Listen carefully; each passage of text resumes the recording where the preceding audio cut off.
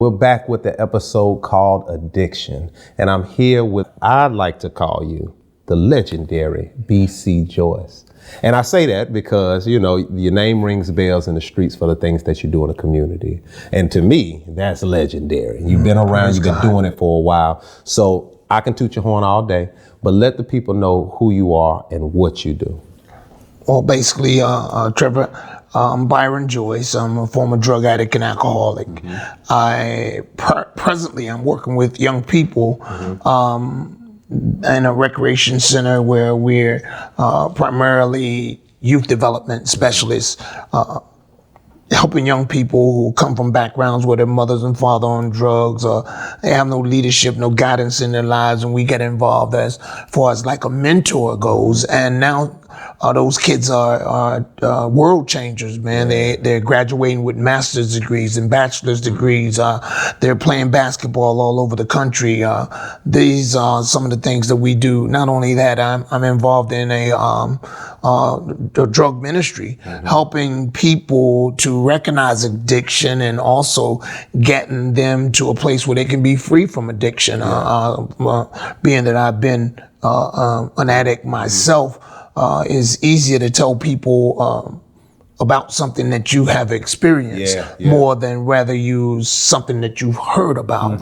Not only that, man, God has blessed me where I'm writing plays today. I have 3 different plays that we've been doing, and we've been averaging about 500 people per night with the plays. I have a book out there, Half Dead Means You're Still Half Alive, and that's another self-help book telling people about my story through my addiction and all of the different aspects and all the different things that I've learned through my addiction. Because being clean and sober, man, is a learned behavior. You have to learn how to be clean and sober. It won't be no hocus pocus, you know, somebody come down with some great power from the sky. It's going to take some work, and you're going to have your mind renewed. You had mentioned that you wouldn't want to hear anything from someone who hasn't been through it, and there's no testimony without the test, and you've definitely been through the test and you made it through. I would like the people to hear a little bit about your journey, like what got you into drugs, and how was it, and how did you get out? You know, when I was a young man, I thought I was one of the smartest people in the world. My deal was that I thought that if you cut me and cut you at the same time, I would heal faster than you would. Gosh, oh my. I thought that I was God's gift to the earth. I thought that I had it all figured out, and I did. I had a great plan to destroy myself, you know. And I had the opportunity. One of my guys came down from New York, box full of vanilla wafers. Come to find out, it was cocaine in the box. We got the opportunity, man, to destroy a neighborhood, the Berkeley section of Norfolk, man. We turned it upside down. Before long, you know, I became my biggest customer. Instead of me selling most of the drugs, I was using more drugs than I was selling. Sold a great amount, you know. A whole lot of people got rich, but I got high, and I got royal high, man. I got so high, man, that I kind of forgot who I was, man. The police were chasing me. The bounty hunters was behind me. I wouldn't go back to court. I used to dress up with mini skirts and wigs on, man. I dressed up like Moses with the beard and the staff and the sheet. I dressed up with tree limbs. Dressed up like hiding out, or man. See, what happened was the first deal was the bounty hunters.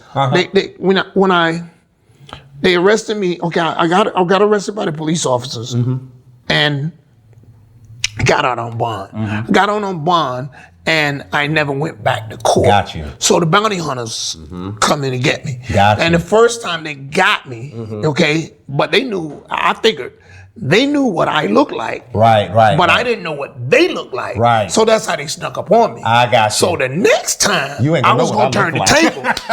Exactly. Like I'm going to look like Moses. I'm going to look like a shipyard worker. I'm going to look like a hooker. I'm going to look like I'm going to look like a guy with a turban on, like I came from overseas. Yeah, I had a whole lot of different outfits. Funny. And you know what? And it got me it kept me safe from the bounty hunters for a long time, man. The only person that recognized me was the same officer that had arrested me originally. Gotcha. He came, maybe about a year or so. I haven't run the street over a year, man. Right. Out on bond, and they couldn't find me. And he found he seen me with a wig on, but he said, I know this guy, man. And this guy has never been to court, because he knew I'd never been to court. Why? Because he knew he had to go to court with me, and he never went to court. I went to court with him. He said, I went to court with this guy. Yeah, so why he hasn't been to court? So he caught me. What's so funny though, I got the wig on. I run into this lady's house. I stay in the lady's house. I tell her, don't open the door. You don't have to open the door. She's like, I'm gonna open this door. So I run. I go dive in the bed. I take all of my clothes off, man. Take the wig off, everything. I'm in the bed, buck naked, bro. And the police come in and they come to the back and they, man, get up out that bed. I get up out the bed. I'm stark naked. They said, man, if you don't put some clothes on, so man, right. But who thinks of this stuff, man? So you were high at this time? Yes. Okay. I had two crack rocks stuck in the cavities in my tooth. You know what I'm saying? That's man, I got high 24 hours a day, 4 and 5 days straight, in and out of jail. I stayed high. I got high like 15 hours straight, man, without sleep. You know what I'm saying? I mean, I know I would go like 4 or 5 days without sleep. Yeah. Okay, then I would sleep for like 15 hours. And then go back to it and go right back to it again, man. Just go. So the drugs, for real, you're not even controlling yourself no more. Oh, man, I was gone. Yeah. I was gone and didn't know, man. I used to cry. I used to walk the street and cry. Be like, if there's a drug that I can take, man, to reverse this process, man, I would take it. Yeah. I was done, bro. Some people think that they can just dabble. You know, I'm at a party, somebody just pull out, want to get their nose dirty real quick. They feel like I can just play around and have some fun, right? Yeah, well, God bless them. I have, in my history of seeing people use drugs and alcohol, I have seen no one that is in control of that situation. Wow. You know, there's a scripture that says that wine is a marker, strong drink is raging. Whomsoever is deceived by this is not wise. Deceived, tricked by strong drink, by drugs, by alcohol. They're tricked. Yeah. I'm gonna spend $10 and I'm gonna stop.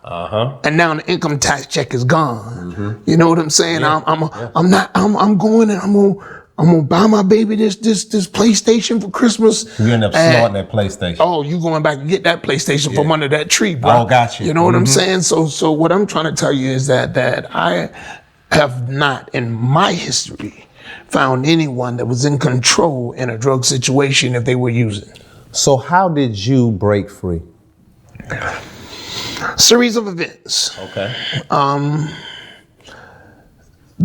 I loved getting high. I loved getting high. Matter of fact, if I could get high tonight and there are no consequences, I get high today. Right. You see what I'm saying? Right. But the real deal is now that I know, see what I'm saying? I have learned that there are consequences of my actions. Kept going to jail, kept having to run from the police. And then one day, man, I'm in jail. And this guy's serving my favorite breakfast. Okay. Frosted Flakes and bananas, cold milk. Awesome. You got it. When you're in jail, that is awesome. Bro, gotta have it, right? Gotta have it. Right. So the brothers serving, they serve it through the bars because we couldn't go down to the mess hall anymore because of the foolishness. And he's serving me my bananas and milk and my Frosted Flakes. And, in jail, they serve you dinner at about 6:30. Yeah. So that means that after that, there's no more food. Right, you're done. So I'm like, yo, bro, let me get a couple more of those bananas, so I can have for later. Get me through the night. He talking about some, man, I'm not giving you nothing. I say, man, they ain't your bananas. Right. I said, man, let me get a couple of them bananas, man, so I can make through the night. You know how this go? Right. He talking about, I'm not gonna give you nothing.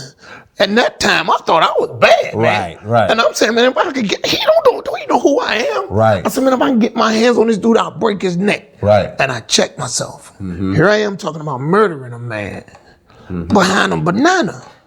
And then I had to look at it deeper and say, me with all this potential, all this greatness, the guy that thought he could heal faster than anybody else on earth is begging for bananas through the bars like a monkey. And I said, you know what, man? The anger had overtaken me so bad. What I wanted to do to this man is I checked myself and I said, you know, I ain't never coming back to this place no more. Little voice came, said, listen, if you continue to do what you do, you coming back. And I made another self-declaration. I said, well, I'm gonna stop doing what I'm doing. And just so happened, I got a chance to go to, my mom wouldn't come and bail me out, okay? Cause all the stuff, and the bail bondsman had gotten hip to me on this last trip. They was like, look, we're not gonna bond you out unless your mother come and get you. So I sent my mom the money and my mom wouldn't come and get me. She says, listen, man, all the stories I'm hearing about you, people busting you in the head with guns and shooting at you and all that stuff, I'd rather you be where you are. So mom didn't come and get me and she left me in there for a few days, but then they came up with this drug ministry at Bethany Baptist Church, man, which was an outpatient program. And she said, if you agree to go to the program, I'll come and get you. At that point, whatever she'd have said, I'd have done it. So I went to the program, man, and that's the same program that I teach on Saturday nights now. I teach that same program that saved my life. God had definitely had a plan for you, brother. Exactly. Well, we're going to go to commercial break, and I want to hear a little bit more about that and what you're doing for people and a little advice for those people, all right? Not a problem at all. This is The Video Show. This is Addiction. Do not touch that dial. Hey, for more of The Video Show, log on to thevadioshow.com. And while you're at it, subscribe to our YouTube at The Video Show.